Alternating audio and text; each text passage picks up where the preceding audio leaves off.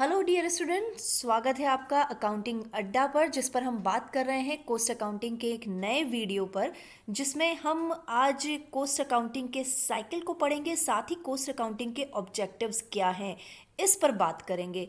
But guys, मैं हूं आपकी teacher mentor doctor Vinita Arora और this is the message from my side कि आपको यदि मेरा चैनल पसंद नहीं आता है तो don't subscribe my channel dear viewers. लेकिन यदि आपको मेरा चैनल पसंद आ रहा है, कंटेंट यूजफुल है, बेनिफिशियल है, then subscribe my channel.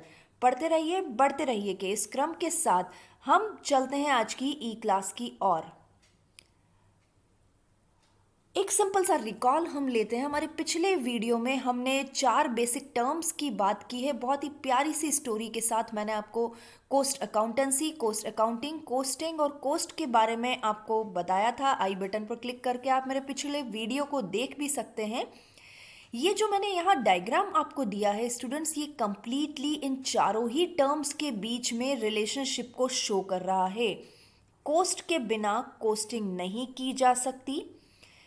Costing और कोस्ट के बिना कोस्ट अकाउंटिंग का कोई मतलब नहीं है। हम जिसमें कोस्ट के डेटा को रिकॉर्डिंग, समराइजिंग एंड सारी चीज़ों को सम अप करने की कोशिश करते हैं through accounting formats.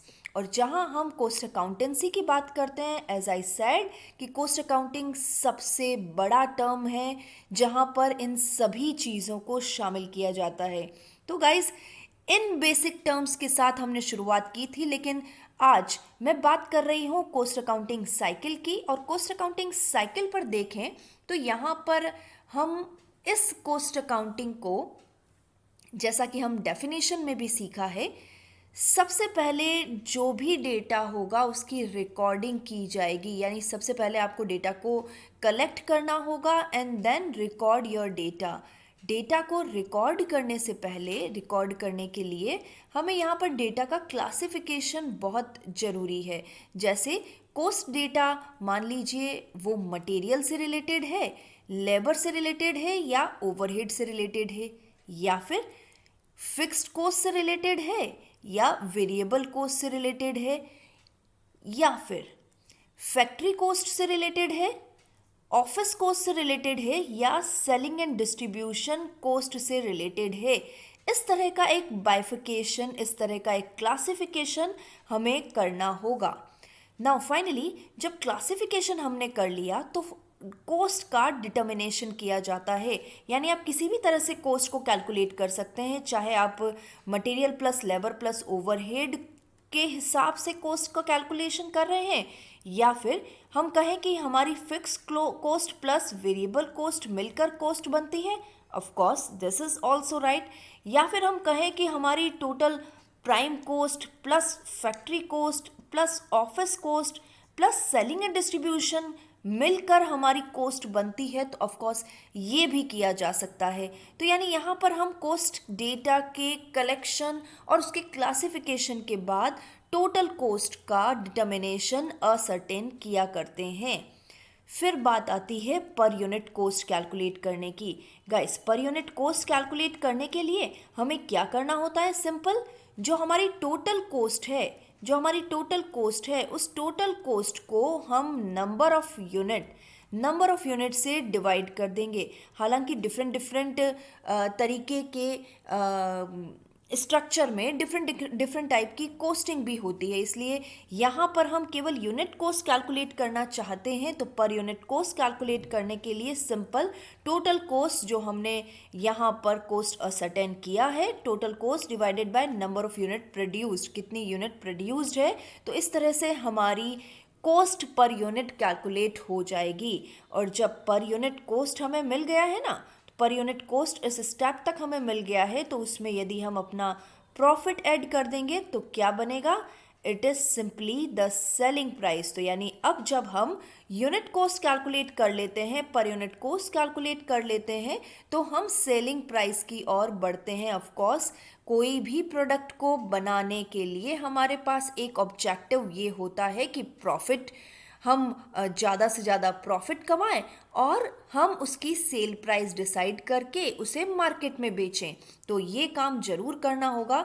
Per unit cost calculate करना ही काफ़ी नहीं है, हमें सेल प्राइस भी चाहिए। इसके लिए हमें एक प्रॉफिट परसेंटेज डिसाइड करना होगा एंड देन आफ्टर दैट हम सेल प्राइस डिसाइड करते हैं। जब हमने सेल प्राइस डिसाइड कर ली, मार्केट में अपने प्रोडक्ट को लेकर गए, तो अब बात आती है कॉस्ट कंट्रोल और डिसीजन मेकिंग की।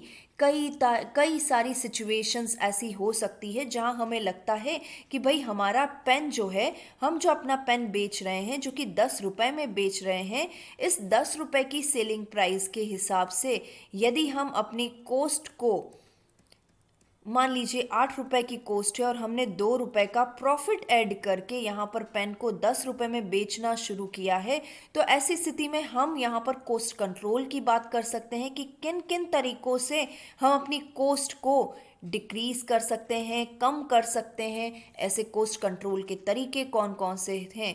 या फिर किसी भी तरह का डिसीजन मेकिंग लेना हो, मान लीजिए हम डिफरेंट टाइप के शर्ट्स के वैरायटीज़ को मार्केट में लेकर आए हैं, ए, बी और सी। जब हम मार्केट में लेकर आए तो हमें पता पड़ा ये बी टाइप की जो शर्ट की वैरायटी है ये सबसे ज़्यादा मार्केट में डिमांड में है। तो हमारा डिसीजन यहाँ पर यह रहेगा कि हमें ए और सी का प्रोडक्शन थोड़ा कम कर देना चाहिए और हमें बी का प्रोडक्शन बढ़ा देना चाहिए। यानी सेम रिसोर्सेज में हमने यहाँ पर डिसीजन मेकिंग किया कि हमें किस तरह के प्रोडक्ट को मार्केट में ज़्यादा से ज़्यादा लॉन्च करना चाहिए ताकि हमारे प्रोडक्ट की डिमांड पूरी हो सके। तो फाइन गाइस, कुछ इस तरह से कॉस्ट अकाउंटिंग का कंप्लीट साइकिल पूरा होता है। एग्जामिनर्स का मोस्ट चॉइसेबल क्वेश्चन होता है, चाहे आप बीकॉम के स्टूडेंट हो चाहे आप बीबीए के स्टूडेंट हो। बात करते हैं आगे कॉस्ट अकाउंटिंग के ऑब्जेक्टिव्स की। कई सारे ऑब्जेक्टिव्स होते हैं कॉस्ट अकाउंटिंग के, जो शॉर्ट क्वेश्चंस में भी पूछ लिए जाते हैं और लॉन्ग क्वेश्चंस में भी पूछ लिए जाते हैं। तो सिंपली डायरेक्टली बात करें तो कॉस्ट अकाउंटिंग का ऑब्जेक्टिव क्या, सबसे पहले हमें कॉस्ट का डिटर्मिनेशन तो करना ही होगा। अब कॉस्ट का डिटर्मिनेशन करने के लिए हमें कॉस्ट अकाउंटिंग तो चाहिए ही, क्योंकि हमें कॉस्टिंग करनी है। तो इस कॉस्टिंग के लिए कई सारे मैथड्स हैं, उन सभी मैथड्स को फॉलो करते हुए किसी भी प्रोडक्ट की, किसी भी सर्विस की कॉस्ट को असर्टेन किया जा सकता है। नाउ अगली बात करें, कॉस्ट को असर्टेन करने के साथ साथ कॉस्ट के एस्टिमेशन की भी बात होती है। देखिए गाइस, कॉस्ट अकाउंटिंग का पर्पस केवल इतना ही नहीं है कि प्रोडक्ट बनाया और हमने उसका कॉस्ट कैलकुलेट कर लिया। बात यहाँ पर भी आती है कि हम बजट बनाएं और उस बजट के अकॉर्डिंग हमें कॉस्ट का एस्टिमेशन भी रिक्वायर्ड है कि यानी कितनी कॉस्ट हमारी लगने वाली है। ये भी तभी हो सकता है जब हम कॉस्ट अकाउंटिंग के डिफरेंट मेथड्स, कंसेप्ट को समझते हों। हम बिल्कुल इसी तरह से बात कर रहे हैं कि आपके एग्ज़ाम है और आप एग्ज़ाम से पहले आप अपना टाइम टेबल बनाते हैं कि हमें 2 घंटे अकाउंटिंग पढ़नी है, हमें 2 घंटे बिजनेस एडमिनिस्ट्रेशन का सब्जेक्ट पढ़ना है, हमें 2 घंटे इकोनॉमिक्स वाले सब्जेक्ट्स पढ़ने हैं।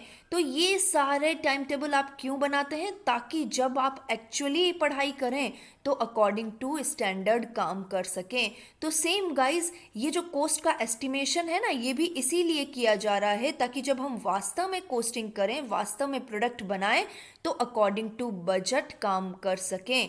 ये होता है कॉस्ट एस्टिमेशन। नाउ अब हम बात करते हैं कॉस्ट कंट्रोल की। देखिए, ये बहुत ज़रूरी है कॉस्ट कंट्रोल करना। कॉस्ट कंट्रोल से मेरा मतलब ये है कि हमने जो बजट बनाया है, हमारे पास जो बजट है, उस बजट के अकॉर्डिंग हमें अपना एक्चुअल प्रोडक्शन किया जाना चाहिए। हम एक्चुअली अपने प्रोडक्ट को कॉस्ट मेंटेन करेंगे। मान लीजिए हम अपने किसी भी प्रोडक्ट की कॉस्ट के लिए 10 रुपए की बजट डिसाइड करते हैं, यानी 10 रुपए का कोई कॉस्ट निकलना चाहिए पर यूनिट। अब हमने एक्चुअली प्रोडक्शन किया तो हम कोशिश करेंगे कि हमारा material, labour and other expenses जितने भी हों वो 10 रुपए के अंदर अंदर हों। इसके लिए हमें कई तरह से कॉस्ट को कंट्रोल करने की कोशिश भी करनी पड़ेगी कि हम किसी तरह के फालतू एक्सपेंडिचर्स हों, जो अनयूजफुल प्रोसेसेस हों, उन्हें एलिमिनेट कर दें। तो इस तरह से कॉस्ट कंट्रोल भी किया जाता है कॉस्ट अकाउंटिंग के इस ऑब्जेक्टिव के अंतर्गत।